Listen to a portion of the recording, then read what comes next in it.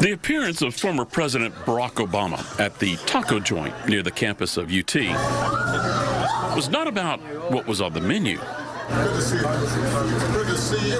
So how you been? I hear the tacos here are okay. They're amazing. They're not bad. Everything's great here. That's the word on the street. This Taco Tuesday was a political photo op, and while most of the focus was on Obama, this meet and greet was actually organized to promote the campaigns of two fellow Democrats. Gina Hinojosa, who is running for governor, and James Talarico, who's running for the U.S. Senate. Both worked the small room with the former president. And so what both Talarico and Hinojosa are hoping is that all his positives are projected onto them, meaning everything people like about Obama is going to move to them. Political analyst Brian Smith spoke to me about how a small venue can have a big payout. You can't get more middle of the road than that. Connecting with young voters and possibly moderates. President Trump has done this. Early on, he went to fast food locations, worked the takeout locations, went to Whataburger down in Corpus Christi recently. So is this the place to reach the people?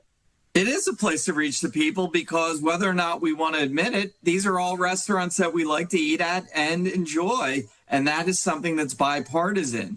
It's not like you're going to a very, very fancy restaurant that only the elite can afford, or really not going to a place that anybody knows. You're going to a place that people can relate to, and also a place that you know is going to be pretty safe because it's not going to anger either the Democrats or the Republicans. And it shows that, hey, I'm just like you. I like to go to Whataburger. I enjoy a taco on Tuesday. A post on the social media campaign page for Governor Greg Abbott took a jab at the Taco Tuesday gathering. The meme, which got its own pushback, is an indicator about how hot the next few months will get politically.